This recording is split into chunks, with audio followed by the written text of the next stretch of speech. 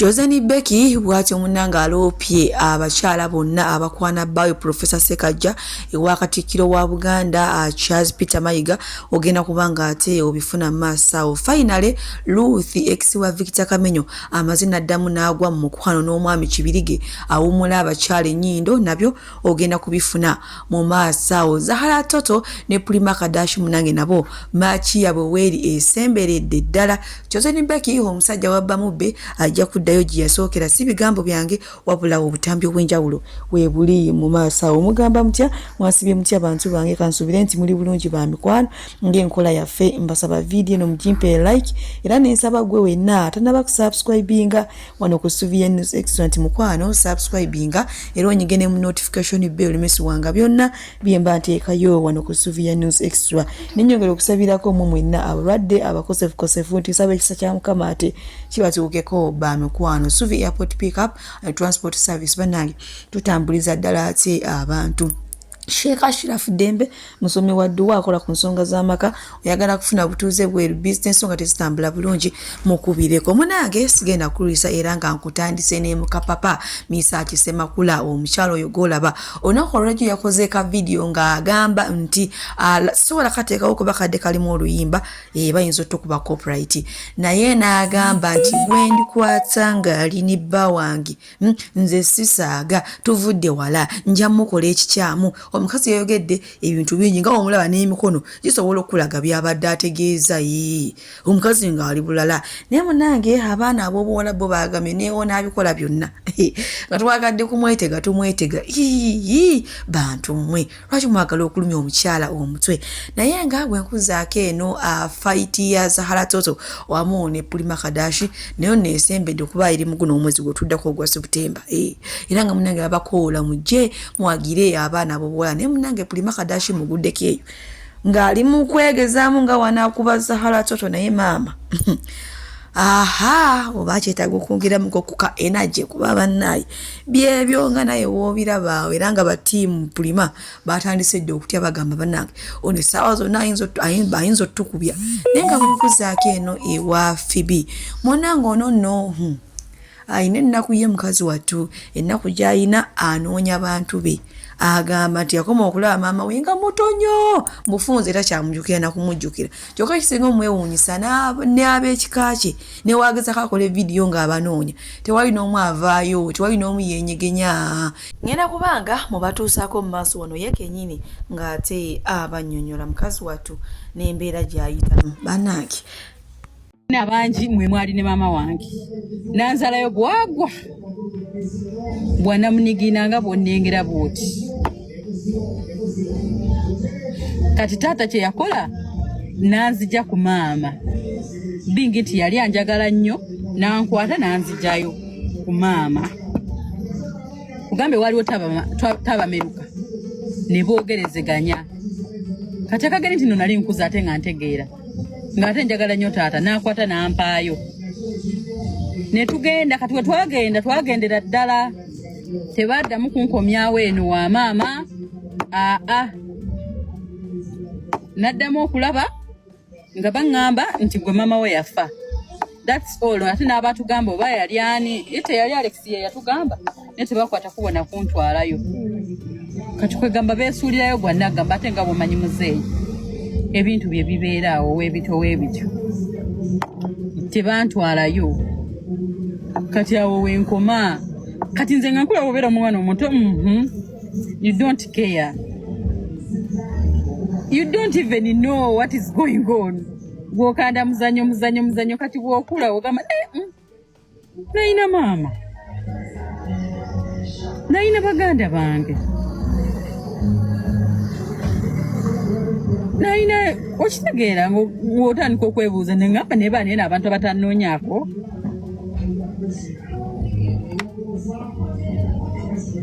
baganda bobo bataata bakuyambako. They don't know anything about that family. Wale badekao ne babagamba tata waina omukyala gwe yakwana egindi amanya ge bagambyeko gego tekuliko second name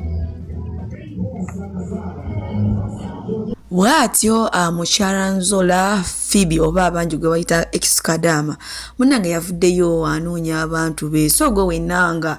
ono omwana omumanyiiko yagambye nti ekisinga omwewuunyisa baasirika tebamunyega wadde newe mubanga gye muli nga mumanyi ono omwana muliko oluganda lwaki temujja naye naafuna ku ssanyu lya famire naye nga bwe nkuzaako eno ewa Ruth ono nno nga ex wa Victor Kamenyo mu nnaku ezo babadde bali mu ssaga y'omwana omusajja nga tayagala kuweera mwana naye munnange teziri busanga wekiri nti abakyala ffe tetudiba munnange ng'afuna eŋŋwaŋuli y'omusajja kibirige ono awummula abakyala ennyindo kyokka nga jjukira naye oba ziringa mu weeks 2 oba emu yakava mu heartbreak yagenda yakaana kawala kagenda ne kamukyawa tekakomya ku ebyo mbu ne kamugeyo okuva kagera akasooka paka kaviri akasembayo nga kageya kibirige munnange yalaba biri bityo tuli out bandese out tuli waneno tugenda kuli nendaba omukulu ali busy baby tuze kola kati lwaki oli busy what abakazi tetudiba bwatyo munnange Ruth ex wa Victor Kamenyo bwe yafunye eŋŋwaŋuli y'omusajja kibirige awummula abakazi ennyindo naye munnange naye ne mabegakaawo abadde mu heartbreaking mulimu omuwala yakajja mukyawe naye mama kyadinewuunyisiza ate okwanguwa okuwa mu laavu munnange bwe nkuzaako eno ewa Kyozeni Becky lunaku lw'ejjo awo omwami Professor Ssekajja we yamuproposinga kugamba ffenna we yamutulaga era yamugamba kukkiriza will you marry me Kyozeni Becky lwaki naddamu nti okiwulidde ekintu kyona okumulaga nti amwagala yasazeewo neyeteeka ttatu yerinnya lye kukkiriza Becky ku mukono gwe ne mama Kyozeni Becky yasanyuse bantu mmwe mwana yakubye obululu anti efe ab'e Masaka ate twebulizayo n'obululu sooka olabe ka vidiyo kano ate nkwongereyo wamma naagaleero omwami wange abikoze banange tanswazisa mulabe erinnya lyonga amaziga gampiseemu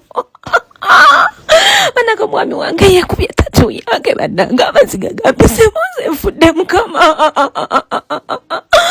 banaye omwami waffe tatuswazisa bakyala mukye muŋŋumye wange tatuswazisa mwami Ssekajja mukwateko bamanyabo tatu yange ku mukono gwe wowe munange oluvannyuma lw'abawala okutandika okuweereza message empitirivu inbox Professor Ssekajja yasazeewo yeekubisa ettatu ya mukyala we kukkiriza Kyozeni Becky naye nga Kyozeni Becky ensonga yazitutedde wa Katikkiro wa Buganda nkoye kimala Katikkiro abawala bakwana omwami wange kyokka saagala kudda mu maziga lererere bingi sooka laba akatambi wa Wakyonzigyeko mazima ddala wakimanyi Katikkiro akomanyi ate mulopedde nakiri ekiwala ekyakwereza mu message kiki nanga Becky nonze Ssekajja mumanyi wenvuma ayishuwa fe abaana ba Buganda ye n'agamba oyo omwana wa Buganda agenda kwagala akutamya obula twogedde emboozi badde nene ne Katikkiro ne muka Katikkiro kyannomya omukazi ne muka ati Katikkiro abawala bangi abakozesa ebintu ebyo nga baweza omwami wange message nanga kati nkuwa obuvukakafu Ssekajja wabangako kyakola jangu nno nze ne Katikkiro nimukkiriza n'embooka zinku tetuli baana ba Buganda naawe naga Becky nkukakasa ebigambo bino Ssekajja wabako kyakola era nze nkitadde nkivuddeko bebe nengonyirira Katikkiro n'agamba weebale kuba wanvuma akwagala nnyo ambuulidde awo n'omukulu w'envuma looyaani agambye ow'amateeka n'erinnya lyaŋŋambye mbirina mu vidiyo naŋŋamba era ayogedde nnyo ku nsonga wetwali twakafumbirwa abantu ne bagamba manya Becky biki n'agamba nti Becky mumuleke akole kyayagala bw'aba yafuna Ssekajja nga yamuwummuza omubirowoozo mumuleke omwana n'agamba nti n'ekitiibwa ky'obwasa bagenda kikuwa anytime Are you sure bannange enfuuka essa mu Buganda Ssekajja